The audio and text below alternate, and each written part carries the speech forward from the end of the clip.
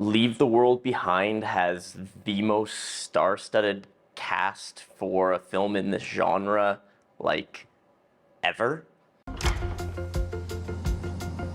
so sorry to bother you, that this is our house. This is your house?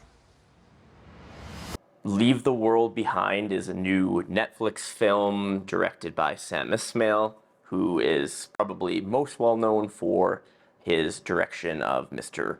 Robot, successful TV series starring Rami Malek. It's based off a 2020 novel of the same name from Rumen Alam, and apparently there was a pretty enormous bidding war over the rights to make this film, and ultimately Netflix won out.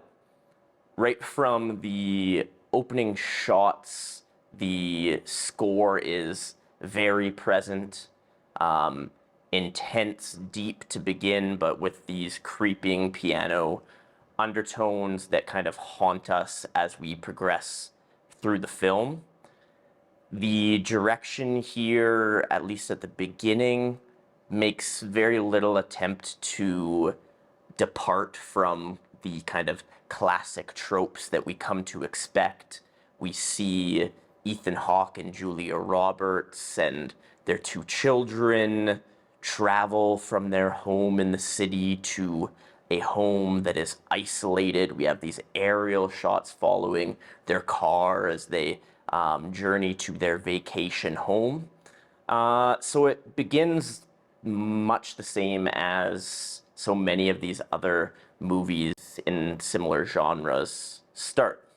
That being said, while this film certainly does lean into certain tropes at times, it's not your standard isolated cabin in the woods horror thriller or dystopian end of the world film. It does carve out its own path in certain ways. One thing that definitely separates this film from many others in similar genres would be the cast. When you look at this cast list and then you read the plot description, you have to think, is there a mistake here? But no, it's true.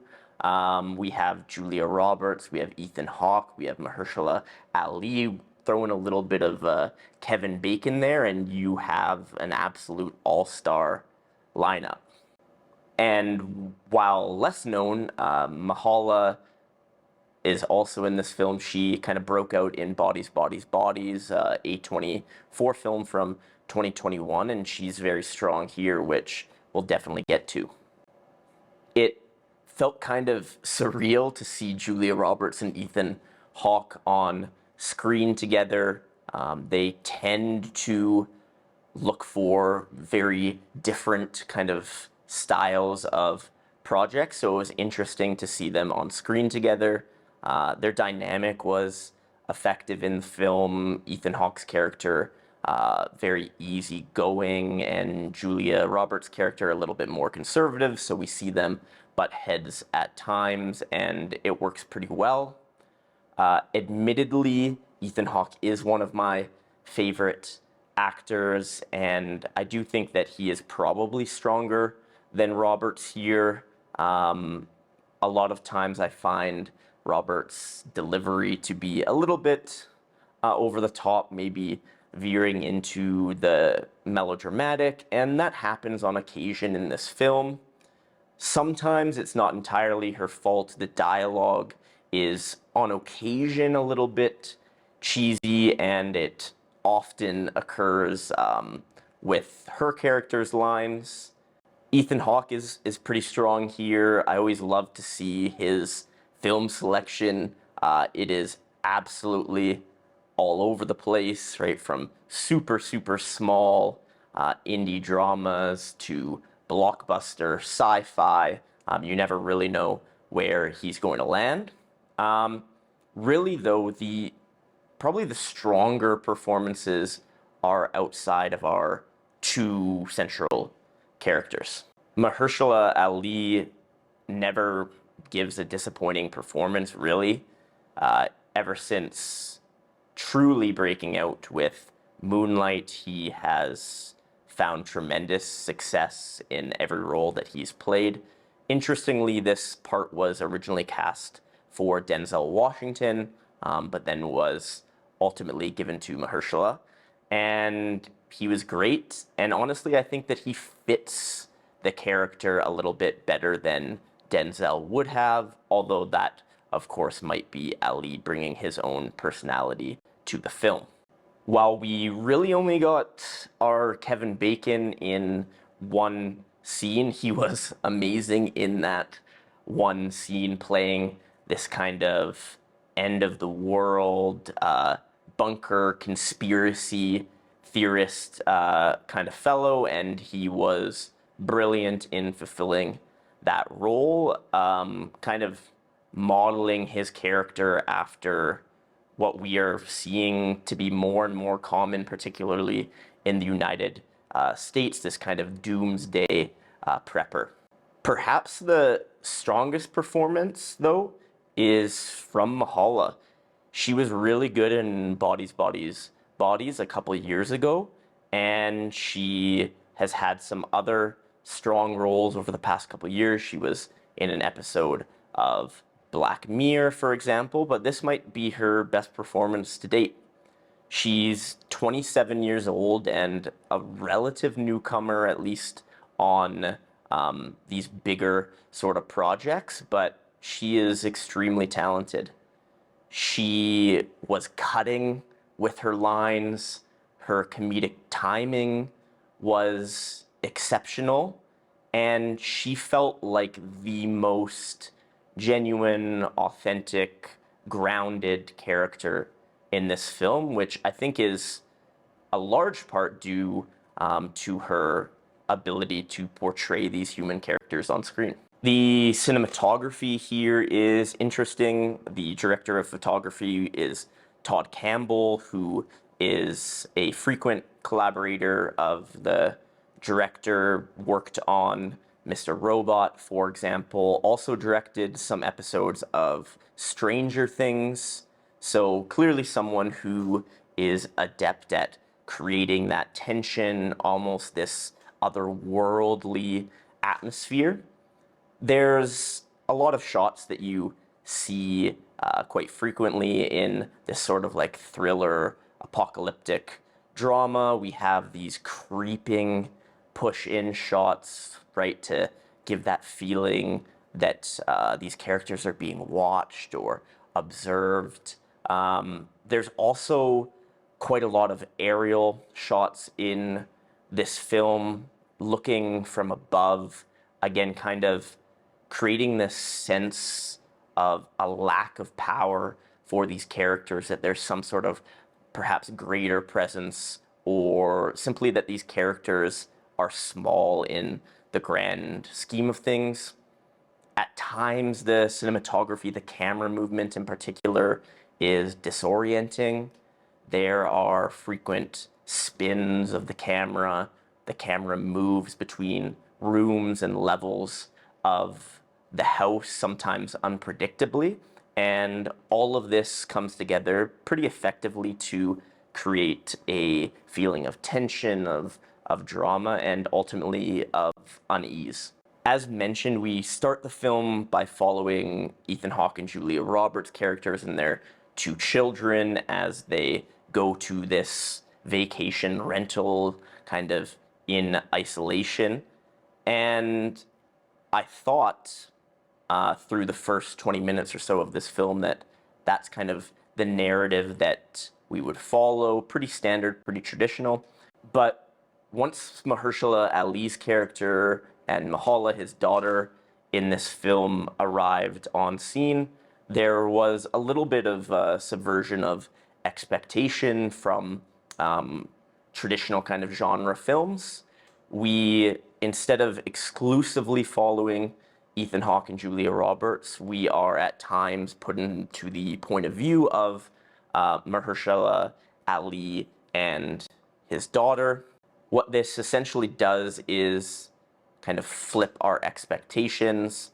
We're taught to believe that newcomers to a situation are inherently outsiders, and we are commonly skeptical of them, but by providing their point of view at times as well, it forces us to challenge those expectations. And a lot of what this film aims to do is essentially challenge expectations, and it does so okay, although the ultimate kind of moral or thematic messaging here is fairly basic. We have a white family, we have a black family. There are members of the white family that are initially suspicious of these people of color. Clear kind of messaging here, of course, about race relations, about prejudice, discrimination that people of color still face, unfortunately, to this day. But it doesn't really do too much other than kind of reinforce the idea that hopefully we all know that racism is bad. There are certain shots that kind of pay homage to Parasite and some other films looking at the kind of metaphor of levels of the house linking to different levels of privilege or oppression. This white family, even though they are renting the house from this father and daughter, they stay on the upper floors while Mahershala, Ali, and Myha'la are forced to sleep in the basement. There's also an interaction with a woman speaking Spanish to Ethan Hawke's character, and he kind of leaves her behind. He doesn't ultimately help her. Again, kind of giving these fairly simplistic messages about race, about privilege, about discrimination, but it doesn't really bring anything new to the table that kind of forces the viewer to think deeply about these issues. This movie is kind of funny at times. There are a lot of kind of jabs at generational differences of reliance on technology. There are a lot of pop culture references to Friends, to The West Wing. There's even an entire scene devoted to Tesla, which was kind of funny. And beyond that, there are mentions of Venmo and Apple Pay. So there is certainly something being said in this film about our culture, perhaps about consumerism, about Hollywood. But again, most of this is explored on a fairly surface level and oftentimes used for kind of quick jokes. What is interesting about this film when we compare it to other films that on the surface might be seen as similar, the pacing here is a lot slower, which I actually appreciated. There was no leaning into like quick jump scares or skipping past more simple interactions between characters. Instead, we were given the opportunity to sit with these individuals and learn a little bit more about them.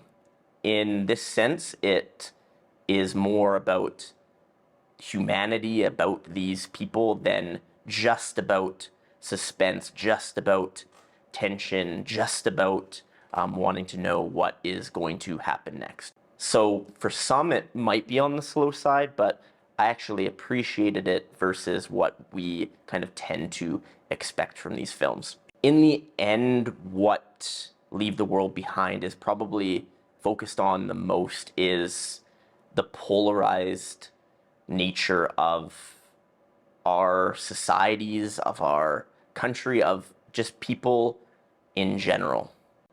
Obviously, it leans a little bit more into the kind of American perspective, the idea that we're all seeing kind of unfold in front of us, this polarization of humans, of people over politics, over religion, over race.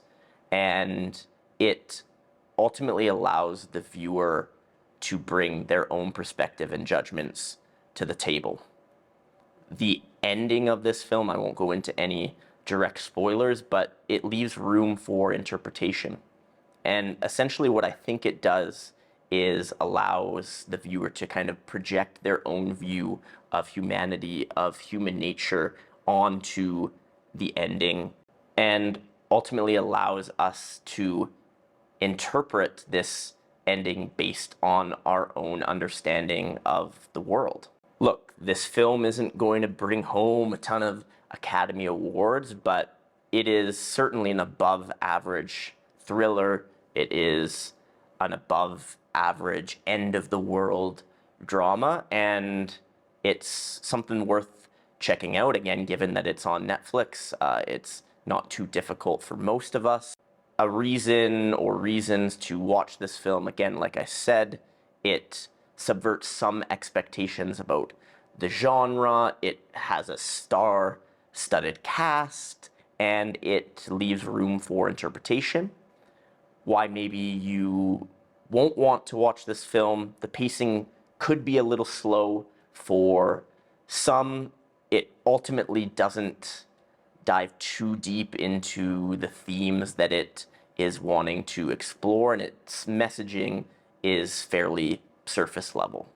Still, at the end of the day, I did enjoy this film.